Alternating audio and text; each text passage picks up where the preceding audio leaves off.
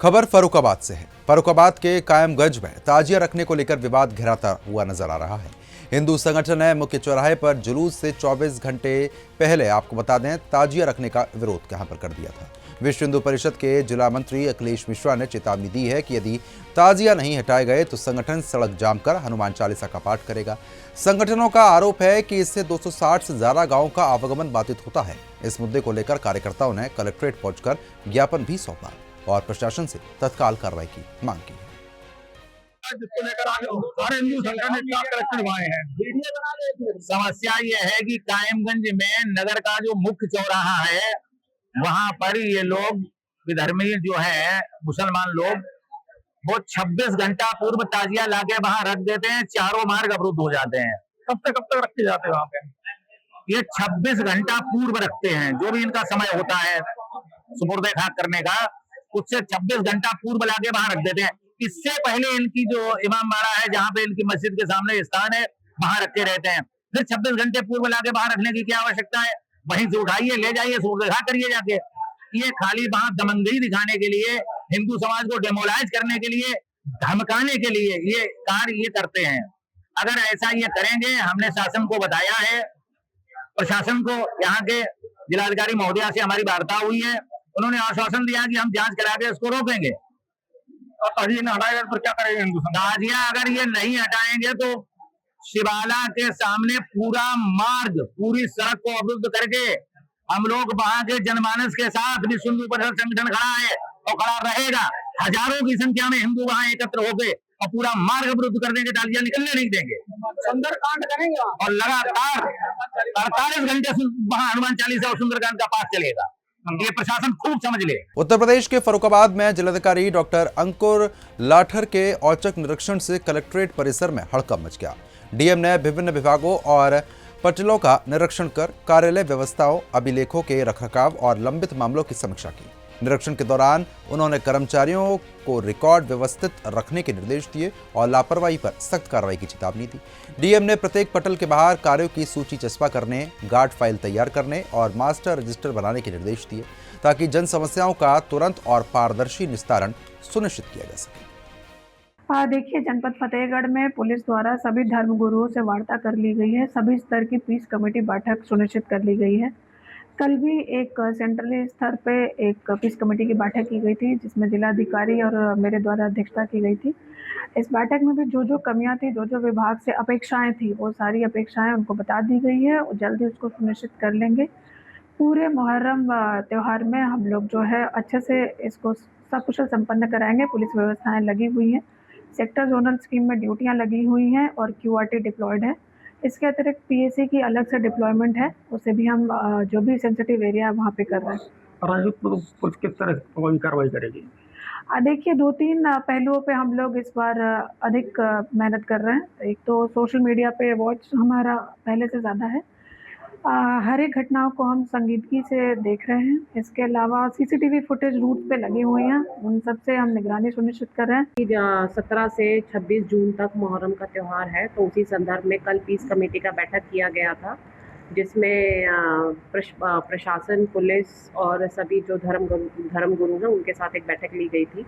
मुहर्रम में 146 ताजिया इस जनपद में निकाले जाते हैं। उसके संदर्भ में सभी को निर्देशित किया गया है कि उसकी ऊंचाई का खास तौर पर ध्यान रखें, 10 फीट से ऊंचा ना हो, क्योंकि करंट का लगने का उसमें थोड़ा सा डर रहता है और कोई हादसा ना हो। और बाकी सभी विभागों को निर्देशित किया गया है कि जो व्यवस्थाएं हैं मुहर्रम को लेकर वो सभी दुरुस्त हो। यातायात सुरक्षा सभी को उसके संबंध में निर्देशित किया जाए। विद्युत लाइन जिस तरह बाधित की जा रही, विद्युत सप्लाई बाधित नहीं होगी? ताजिया की जो हाइट है उस पर रिस्ट्रिक्शन कहने के लिए बताया गया है कि कोई भी ऐसा उसकी ऊंचाई ऊपर ना हो। उत्तर प्रदेश के मुजफ्फरनगर में धर्मांतरण और कथित लव जिहाद से जुड़े एक मामले ने तूल पकड़ लिया है। एक विधवा महिला ने एसएसपी कार्यालय पहुंचकर आरोप लगाया कि एक व्यक्ति ने हिंदू नाम बताकर उसे प्रेम जाल में फंसाया, निकाह के जरिए धर्मांतरण कराया और करीब 30 लाख रुपए की ठगी की। पीड़िता का दावा है कि आरोपी ने अपनी पहचान छिपाकर वर्षों तक उसे धोखे में रखा। शिकायत के आधार पर एसएसपी ने जांच के निर्देश दे दिए हैं। भोपा थाना पुलिस ने आरोपी और उसके परिजनों के खिलाफ मामला दर्ज करके कार्रवाई शुरू कर दी है। मामला एक राजू एसफाक, वो राजीव बालियान बन के मेरी लाइफ में आया उसने धोखे से मेरे को दिमाग मेरा ठीक करना वो करके कुछ ना कुछ खिला के मेरे को, और फिर बोला कि निकाह कर लेते हैं, मतलब प्यार के जाल में फंसाया पहले तो उसने मेरे को।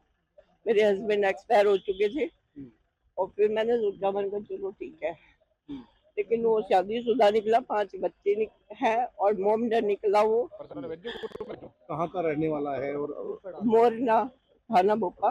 कैसे आपसे मुलाकात हुई थी? तीरथ सिंह रावत आए थे गुप्तारा सूट में, तो वहाँ पे मुलाकात हुई थी मेरी। तीरथ सिंह रावत को भी नहीं मालूम था ये मोमडन है, और फिर मेरे को जब मालूम हुआ प्रधानी का चुनाव लड़ा, जब इसने जब पोस्टर देखा मैंने कि ये मोमडन है, उससे पहले मेरी गाड़ी खराब हुई, तब ये अपने घर पे लेके गया और इन्होंने मेरे को कुछ खिलाया था, और फिर इन्होंने नमाज पढ़वाई। 2 बेटियां भी थी, 3 बेटे थे, और सबने मिलके जबरन मेरे से ही कराया। और मेरे को मालूम है अब बहुत सारी विधवा हैं लेडीज, उनको घेर के रखा, कोई बिजनौर की है, कोई मेरठ की है। फिर मैं निकल के आई हूँ, तो मेरे साथ तो धोखा हुआ है। बहुत सारी बहनें हैं हिंदुओं की जो अभी भी उसकी प्रेम जाल में फंसी हुई है, उनकी कमाई खा रहा है, उनके पैसों से अपना घर चला रहा है। जैसे मेरे को लूट लिया, मेरा फ्लैट तक बिकवा दिया, सारा पैसा ले लिया है, मेरे को सड़क पे लाके खड़ा कर दिया। ऐसी बहुत सारी महिलाएं हिंदुओं की जो ये उनका फायदा उठा रहा है। देखिए, हमारे हिंदू समाज की बहन हमारी, और उसे एक जिहादी विधर्मी द्वारा अपनी पहचान छिपाकर, जिसने अपना नाम राजीव बालियान, राजू बीजेपी, पीना निवासी बताया और अपने प्रेम जाल में फंसाकर उसका धर्मांतरण कराया गया। आज हम उस बहन के साथ यहाँ आए हैं, वरिष्ठ पुलिस अधीक्षक महोदय से मिले। वरिष्ठ पुलिस अधीक्षक महोदय ने उस विषय को गंभीरता से लेते हुए और उसमें तुरंत मुकदमे के आदेश किए। उसके बाद SPRA साहब से 1 घंटा हमारी वार्ता हुई, पूरी उन्होंने अच्छी तरह से उसकी जानकारी की। कुछ साक्ष्य हमारे पास थे जो कि उसने पहचान छिपा के रखे थे, वो सब साक्ष्य हमने उपलब्ध कराए, तो उसमें मुकदमा पंजीकृत हो रहा है, कार्रवाई के लिए बोल दिया है।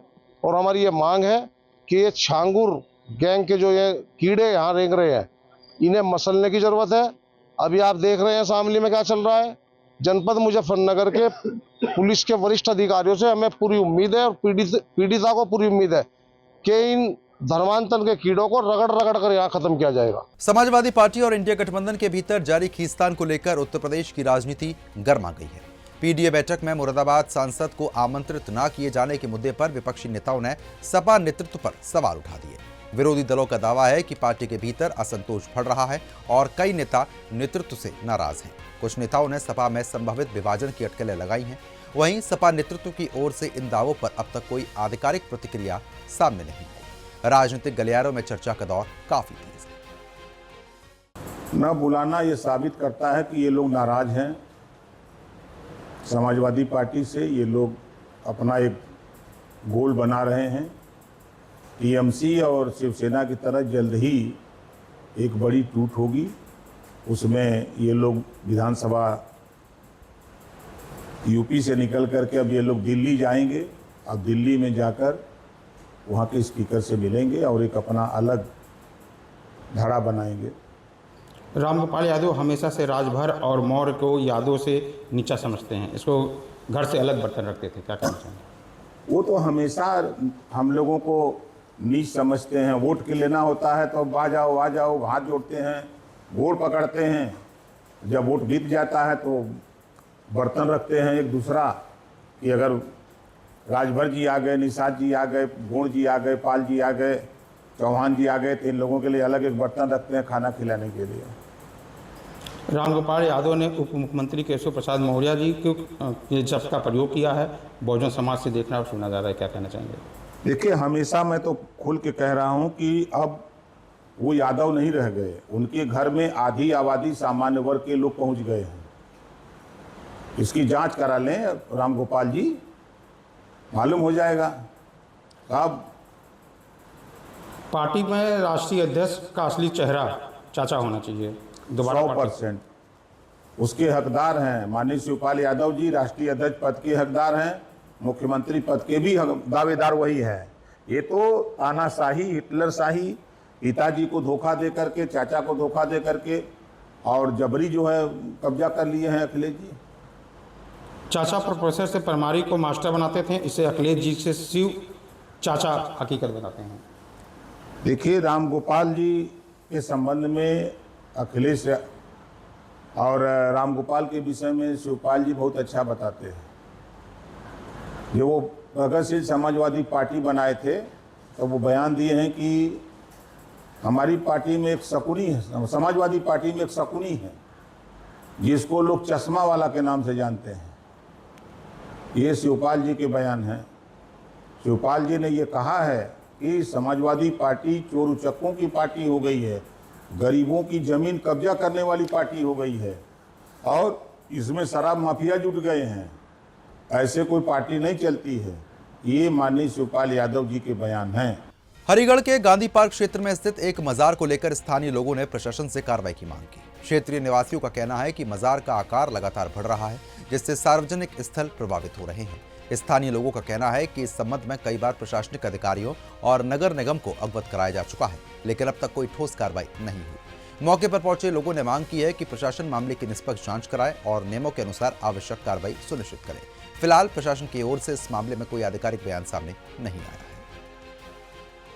दरगाह के बारे में जो चर्चाएं चल रही हैं, ये गांधी पार्क की सरकारी ज़मीन पर बनी हुई है, जिसको टंकी कभी जब बनी थी 20-25 साल पहले, उसी समय कुछ मजदूर विशेष वर्ग से यहाँ आए होंगे संभवतः, और उन्होंने ही यह कुछ ईंटें रख के एक संरचना टाइप यहाँ बनाया, जो आज अवैध रूप से, पहले इसका दरवाज़ा केवल अंदर से ही था और आज इसको बराबर वाली रॉ से भी बनाया गया है। उस दरवाजे को बनाया गया है, उसके बाद इसमें अंदर अवैध रूप से कटिया लगाकर बिजली ली जा रही है, जिसमें पंखा भी है और लाइट भी है।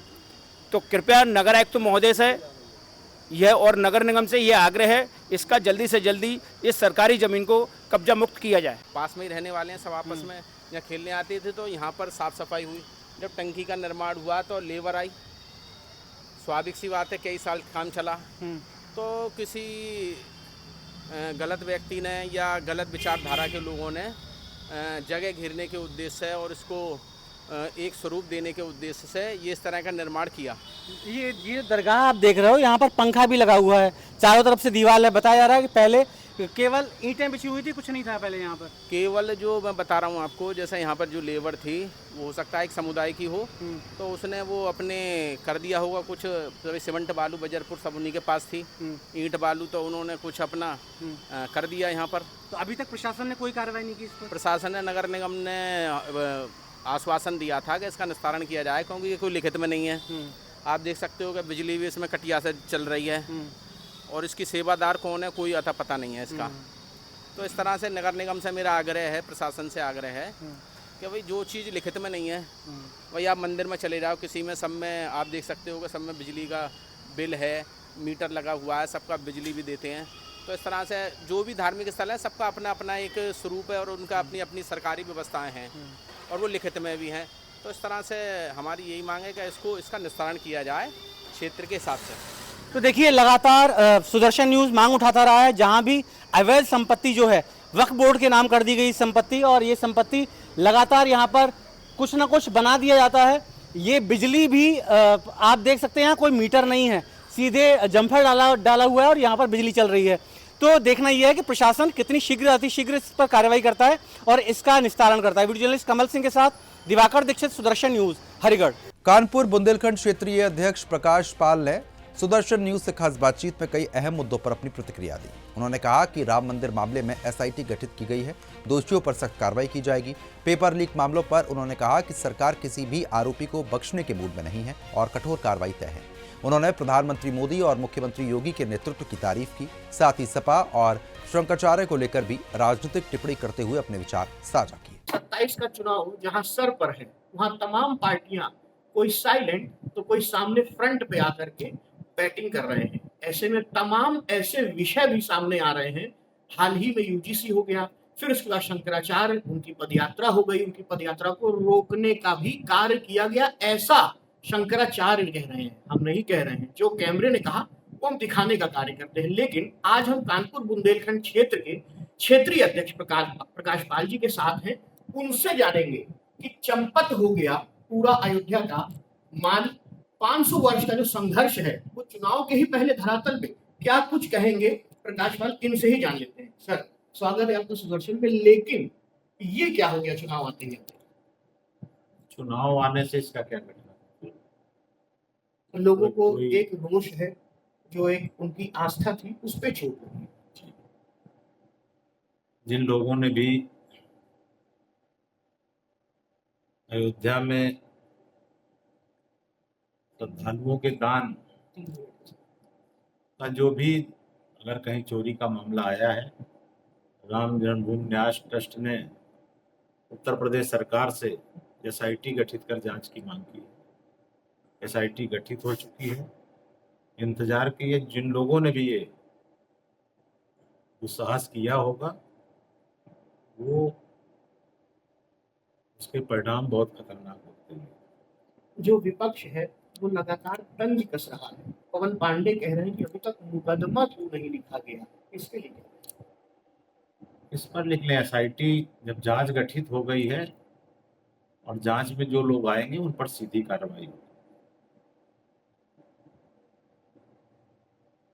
अयोध्या मामला सामने आ गया। आज महाराज जी ने जिस तरीके से उत्तर प्रदेश के मुख्यमंत्री ने कहा कि बख्शे नहीं जाएंगे, 15-20 दिन और इंतजार कर लीजिए, ठीक यही अंदाज उनका था कि मिट्टी में मिला देंगे।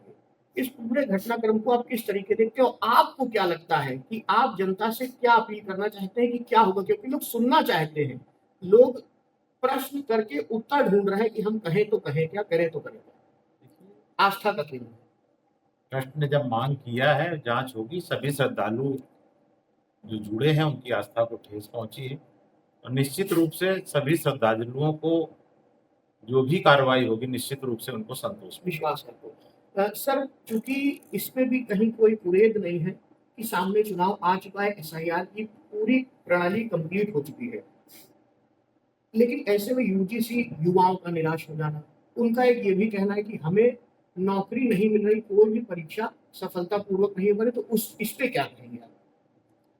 देखिए, नौकरी मिल रही है और भाजपा सरकार में ही मिल रही, पारदर्शी ढंग से मिल रही है। जहाँ तक कहीं पेपर लीक में कुछ लोगों ने किया है उसके भी कड़े इंतजाम किए जा रहे हैं और यही सरकार है। पिछली सरकारों में तो हो भी जाती थी, कोई कार्रवाई नहीं होती थी। मैं युवाओं को इतना कहूँगा कि विश्वास रखिए, मोदी योगी के सरकार में पारदर्शी ढंग से सारी चीज़ें होंगी और जिन लोगों ने भी ये पेपर लीक वाला किया है उनको भी उनके बुरे परिणाम भुगतने पड़ेंगे। शंकराचार्य वाला मामला था, उसमें वो अपने आप को बताते हैं कि वो शंकराचार्य है, भले वो स्वघोषित हो या घोषित हो, जो भी है, इस मामले में भी भक्तों में एक तरीके का रोष है, क्या कहेंगे? कोई भक्त ही नहीं है, शंकराचार्य जी का बहुत सम्मान होता है, लेकिन जिस तरीके से वो दल के प्रवक्ता होकर बयानबाजी कर रहे हैं, मुझे तो लगता है कि उनको धार्मिक चोला उतारकर सपा की सदस्यता ले लेनी चाहिए। बहुत बहुत धन्यवाद। शंकराचार्य मामले में उनको धर्म का चोला हटा करके सपा का चोला ओढ़ करके कार्य करना चाहिए। न शंकराचार्य का अपमान पार्टी ने किया है और युवाओं को भी निष्पक्ष तौर पर नौकरियां मिलेंगी ऐसा वायदा है। और 15 से 20 दिन जिस तरीके से महाराज जी ने कहा, उत्तर प्रदेश के मुख्यमंत्री ने कहा, इस पर भी आप देखिए, ऊंट जिस ओर करवट लेकर के बैठेगा वो निश्चित ही अयोध्या की मान को कहीं से घटने नहीं देगा, ऐसा कहना है क्षेत्रीय अध्यक्ष प्रकाश पाल जी का। बने रहिए हमारे साथ, देखते रहिए Sudarshan news. Camera person bank Saini के साथ सुदर्शन न्यूज कानपुर, राहुल जी। अब खबरों में आगे बढ़ेंगे। उत्तर प्रदेश के अमेठी में जनसाधारण एक्सप्रेस से जुड़े एक मामले ने पुलिस व्यवस्था पर सवाल खड़े कर दिए। ट्रेन में अचेत अवस्था में मिले एक अधेड़ यात्री को जीआरपी ने रेलवे स्टेशन से उतारकर सीएससी पहुंचाया, जहां डॉक्टरों ने उसे मृत घोषित कर दिया। इसके बाद शव के पोस्टमार्टम और कानूनी कार्रवाई को लेकर जीआरपी और कोतवाली पुलिस के बीच अधिकार क्षेत्र को लेकर विवाद शुरू हुआ। दोनों इकाइयां जिम्मेदारी एक दूसरे पर डालती रही और शव करीब 7 घंटे तक सीएससी परिसर में पड़ा रहा।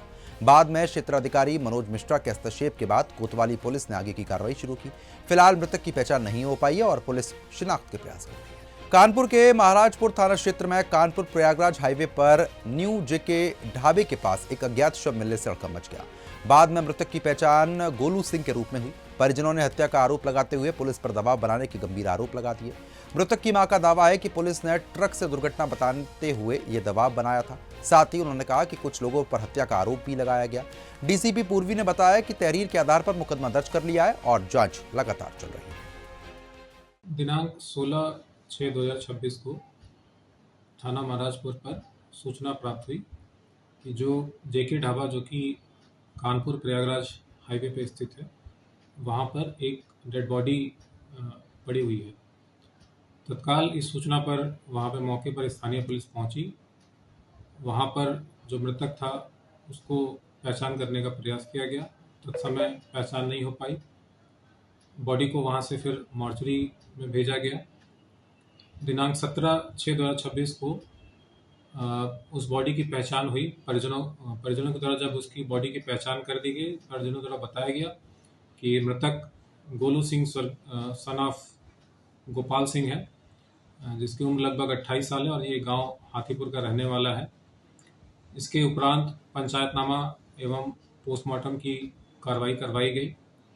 आज दिनांक 19/6/2026 को परिजनों के द्वारा इस संबंध में एक तहरीर प्राप्त कराई गई है, जिस पर तत्काल एफआईआर दर्ज किया गया है।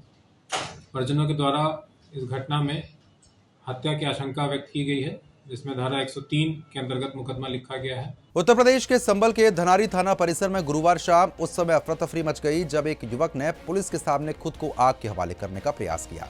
युवक की पहचान मोरध्वज के रूप में हुई है। मौके पर मौजूद पुलिस कर्मचारियों ने तत्काल कार्रवाई करते हुए आग बुझाई और गंभीर रूप से झुलसे युवक को अस्पताल पहुंचा दिया है। पुलिस के अनुसार युवक करीब 25 से 30% झुलस गया था और उसका उपचार लगातार चल रहा है। जानकारी के अनुसार गुन्नौर तहसील क्षेत्र के बगडेर गांव में एक मुंडन संस्कार कार्यक्रम के दौरान दो पक्षों के बीच विवाद हो गया था। इस मामले में पुलिस दोनों पक्षों की शिकायतों की जांच कर रही है। विवाद के बाद कुछ लोगों को हिरासत में ले लिया गया है, जिसमें मोरध्वज का भाई भी शामिल था। जनपद संभल की पीआरवी को कल देर रात्रि 1:30 बजे के आसपास सूचना मिली कि बगदेर नामक गांव के अंदर दो पक्षों के बीच में मारपीट हुई है। पीआरवी तुरंत मौके पे पहुंची और जो लोगों वहां पे मौके पे मिले उन सब लोगों को पुलिस के द्वारा थाने पे लाया गया। उसमें दोनों पक्षों के लोगों को थाने पे लाया गया। आज दिन में 5 बजे के आसपास थाना पुलिस को जो मौके थाने पे संतरी थे उनको ये पता चला कि एक व्यक्ति है जो अपने ऊपर मिट्टी का तेल डाला है और आग लगाने का प्रयास कर रहा है। तुरंत संतरी और 3-4 पुलिस वाले हैं, उन लोगों ने उसको बचाने का प्रयास किया, लेकिन तब तक उसने स्वयं पे आग लगा ली। उसको 25 से 30% बॉडी के सुपरफिशियल बर्न्स आए हैं। उसकी स्थिति स्थिर है। इसको बेहतर ट्रीटमेंट के लिए संभल ले जाया जा रहा है। उससे पूछताछ करने पे ये पता चला कि दूसरे पार्टी का मुकदमा ना लिख जाए, उसके लिए अपने आप को आग लगाना बताया है। और इस प्रकरण में अभी तक कोई इसी प्रकार कोई तहरीर प्राप्त नहीं हुई है। ना ही दूसरे पक्ष से कल रात्रि के बारे में मारपीट की तहरीर प्राप्त हुई है, ना ही इनकी तरफ से किसी प्रकार की कोई तहरीर प्राप्त हुई है। इसलिए आगे की जो मामले की जो जानकारी है वो समय समय पर आपको अपडेट देंगे। अब खबर ग्वालियर से है। प्रधानमंत्री विकसित भारत योजना के तहत आज एक विशेष कार्यक्रम आयोजित किया जाएगा। प्रधानमंत्री नरेंद्र मोदी देश भर के कर्मचारियों और नियोक्ताओं के खातों में डीबीटी के माध्यम से 2400 करोड़ रुपए की प्रोत्साहन राशि जारी करेंगे। क्षेत्रीय आयुक्त ईपीएफओ सर्वधन गौतम के अनुसार राजमाता विजय राजे सिंधिया कृषि विश्वविद्यालय सभागार में आयोजित कार्यक्रम में विधानसभा अध्यक्ष नरेंद्र सिंह तोमर मुख्य अतिथि होंगे, जबकि क्षेत्रीय सांसद भरत सिंह कुशवाहा कार्यक्रम की अध्यक्षता करेंगे। बता दें कि ईपीएफओ के अधीन 9 जिलों के लगभग 750 नियोक्ताओं और कर्मचारियों को करीब 3 करोड़ 98 लाख रुपए की प्रोत्साहन राशि वितरित की जाएगी। देखिए, कल माननीय प्रधानमंत्री महोदय नई दिल्ली से प्रधानमंत्री विकसित भारत रोजगार योजना के अंतर्गत 2400 करोड़ की धनराशि है उसको रिलीज़ करेंगे, जो देश भर में कर्मचारी और नियोक्ताओं के खाते में जाएगी। इस उपलक्ष्य में संपूर्ण भारत में 200 जगहों पर ये इस प्रोग्राम का आयोजन किया जा रहा है, जहाँ पे प्रदेश भर के माननीय गणमान्य अतिथि वगैरह उनको बुलाया गया है। सांसद विधायक जो भी अवेलेबल है उनको बुलाया गया है। उसी क्रम में ग्वालियर में भी हम एक आयोजन कर रहे हैं, जिसके अंदर माननीय श्री नरेंद्र सिंह तोमर जी राजमाता विजय राजे सिंधिया ऑडिटोरियम में कर रहे हैं। कल आयोजन है जो कि शाम को 4 बजे से हम लोग इसको कर रहे हैं, जिसमें माननीय श्री नरेंद्र सिंह तोमर जी एज ए चीफ गेस्ट हमने आमंत्रित किया है। माननीय श्री भारत सिंह कुशवाहा जी सांसद को हमने आमंत्रित किया है। इसके अलावा ग्वालियर चंबल क्षेत्र के जो बड़े नियोक्ता हैं, कर्मचारी हैं, साथ ही जो बेनिफिशरीज़ हैं इस योजना के, उनको भी हम लोगों ने आमंत्रित किया है। मध्य प्रदेश की सीधी जिले के मड़वास में स्वास्थ्य सेवाओं को मजबूत करने की दिशा में एक नई पहल की गई। यहाँ लली आरोग्य होमो क्लिनिक और हेल्थ केयर सेंटर का शुभारंभ हुआ। सीधी के प्रसिद्ध चिकित्सक डॉक्टर अनूप मिश्रा ने फीता काटकर क्लिनिक का उद्घाटन किया। क्लिनिक संचालक डॉक्टर आर के मिश्रा ने बताया कि केंद्र में सभी आयु वर्ग के मरीजों के लिए सुरक्षित और प्राकृतिक होम्योपैथिक उपचार उपलब्ध कराया जाएगा। साथ ही पुराने और जटिल लोगों के इलाज पर विशेष ध्यान दिया जाएगा। कार्यक्रम में बड़ी संख्या में जनप्रतिनिधि, गणमान्य नागरिक और ग्रामीण मौजूद रहे। दरभंगा बार एसोसिएशन के भवन संख्या 2 में आपको बता दें कि मुख्तार खाना के जीर्णोद्धार कार्य के लिए भूमि पूजन और शिलान्यास कार्यक्रम आयोजित किया गया। कार्यक्रम का शुभारंभ जिला एवं सत्र न्यायाधीश अजय कुमार शर्मा ने किया। इस अवसर पर बड़ी संख्या में अधिवक्ता उपस्थित रहे। न्यायाधीश ने कहा कि ये पुनर्निर्मित भवन न्यायिक अधोसंरचना का एक बेहतर उदाहरण बनेगा। बार एसोसिएशन अध्यक्ष ने बताया कि लगभग 150 वर्ष पुराने भवन अब जर्जर हो गए हैं, जिससे आधुनिक सुविधाओं से युक्त उनको किया जाएगा। अधिवक्ताओं ने इस ऐतिहासिक पहल पर प्रसन्नता व्यक्त की और इसे न्यायिक व्यवस्था के लिए महत्वपूर्ण कदम बताया। मुख्तार खाना ये पुनर्निर्माण की जो कार्रवाई शुरू की गई है, ये सभी हमारे विद्वान अधिवक्ताओं को न्यायालय प्रशासन की ओर से बहुत सारी शुभकामनाएं।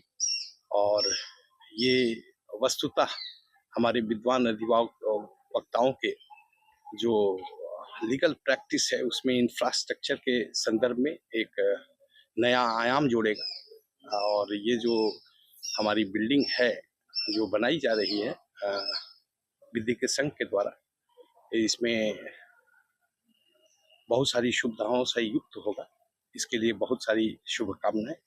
मैं चाहूँगा कि सभी यहाँ विद्वान अधिवक्ता अपने पूरे सहयोग से इसे अच्छा से अच्छा बनाएं और इसका जो है कहने का तो उपयोग करें। धन्यवाद। पुराना ये बिल्डिंग अपने काल समय के साथ पुराना हो चुका था, जर्जर होने की स्थिति में थी, जिसे हमारे वकालत खाना के सभी मेंबर्स के सहयोग और उनकी शुभकामना का फल है कि आज हमने पुनर्निर्माण के लिए, जीर्णोद्धार के लिए फिर से आज भूमि पूजन किया है। और हमारे सभी अधिवक्ता इसमें हमारे साथ हैं और उनके सहयोग से ही हम इसे आगे कर लेंगे और कार्य पूरा होगा। 150 बरस पुराना ये मुख्तार खाना बिल्डिंग नंबर 2 है। ये जीर्ण शीर्ण अवस्था में थी। हमेशा हम लोगों को कहा जाता है इसको तोड़िए, ये कीजिए, वो कीजिए। लेकिन हम अपने सभी अधिवक्ता संघ के सदस्यों की भावना को देखते हुए हमने संकल्प लिया, मैं किसी भी कीमत पर मैं इसको जीर्णोद्धार करूंगा और फिर से नया एक भवन बनाऊंगा, जो सारा सुविधा कोशिश करेंगे हम लोग देने का। और इसमें हमारे सारा अधिवक्ता संघ के जितने भी सदस्य हैं वो कंधा से कंधा मिलाकर मेरे साथ हैं। मैं जल्द से जल्द इसको पूरा करूंगा। धन्यवाद। कि जिला जज आके भूमि पूजन में शामिल हुए और उन्होंने जो हम लोगों ने संकल्प किया है इस भवन निर्माण के लिए, ये सदा हम लोगों को फलीभूत रहे और जल्द से जल्द इसका निर्माण करेंगे हम लोग, ऐसा हम उनकी शुभकामना। राष्ट्रपति द्रौपदी मुर्मू ने गुरुवार को मध्य प्रदेश के बैतूल में आयोजित आध्यात्मिक जागृति द्वारा जनजातीय समाज का सशक्तिकरण महासम्मेलन को संबोधित किया। बता दें कि ब्रह्मकुमारी संस्थान के तत्वाधान में आयोजित कार्यक्रम में राष्ट्रपति ने कहा कि बैतूल अपनी जनजातीय संस्कृति, प्राकृतिक सौंदर्य और आध्यात्मिक विरासत के लिए देश भर में विशेष पहचान रखता है। उन्होंने कहा कि विकास और संस्कृति का संतुलन ही समृद्ध समाज की आधारशिला है। राष्ट्रपति ने जनजातीय समाज की जीवन शैली, प्रकृति संरक्षण और सामूहिक मूल्यों की तारीफ की। इस दौरान उन्होंने एक वृक्ष मां के नाम अभियान के तहत पौधारोपण किया और जनजातीय महिलाओं को आगे बढ़ाते हुए ये कहा कि जो उत्पाद उनके द्वारा तैयार किए जा रहे हैं वो खरीदे जाने चाहिए और साथ ही साथ अवलोकन भी उनके द्वारा किया गया। विकास और सकारात्मक जीवन दृष्टि विकसित करने में महत्वपूर्ण भूमिका निभाए। ध्यान एवं आध्यात्मिक शिक्षा के माध्यम से अनेक लोगों के जीवन में शांति, संतुलन और नई आशा का संचार हुआ है। मध्य प्रदेश का ये बैतूल जिला अपनी समृद्ध जनजातीय संस्कृति, प्राकृतिक सौंदर्य और आध्यात्मिक विरासत के लिए पूरे देश में जाना जाता है। मुझे बताया गया है कि यहाँ के जनजातीय समुदाय ने अपनी विशिष्ट परंपराओं, लोक ज्ञान और सांस्कृतिक मूल्यों को पीढ़ी दर पीढ़ी संरक्षित रखे। बैतूल की जनजातीय संस्कृति में सामूहिकता, सहयोग, सरलता, ईमानदारी।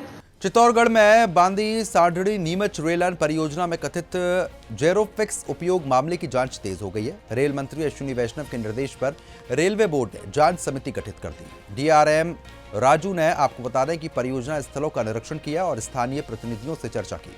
रेलवे पुलिस में एफआईआर दर्ज कर जांच शुरू हो गई है। वहीं 13.77 किलोमीटर नई ब्रॉडगेज लाइन का सफल स्पीड ट्रायल भी किया गया। रेलवे प्रशासन ने तकनीकी जांच जारी रखी है और दोष सिद्ध होने पर कड़ी कार्रवाई करने की बात भी कही। जांच होने के बाद जो भी कार्रवाई होगी, जिस अगर हिंदुस्तान जिंक से बात करनी होगी हिंदुस्तान जिंक से भी बात करेंगे और जो भी लिप्त होगा उसके अगेंस्ट एक्शन होगा। डीआरएम साहब आए, उन्होंने कहा कि जो भी दोषी है उनके खिलाफ सख्त सजा कार्रवाई की जाएगी और दोषियों को सख्त सजा दी जाएगी। चिकोड़ी के गुरुवार पेट रोड स्थित मशहूर कपड़ों की दुकान जयश्री गारमेंट्स में भीषण आग लगने से लाखों रुपए के कपड़े और एक्सेसरीज जलकर खाक हो गई। आग उस समय लगी जब दुकान में काम चल रहा था और देखते ही देखते पूरी आग तेजी के साथ फैलती नजर आई। हालांकि स्टाफ की सतर्कता के चलते सभी कर्मचारी सुरक्षित बाहर निकल आए। सूचना मिलते ही दमकल विभाग की टीम मौके पर पहुंच गई और कड़ी मशक्कत के बाद आग पर काबू पाया गया। पुलिस ने मामला फिलहाल दर्ज कर लिया है और जांच शुरू कर दी गई है।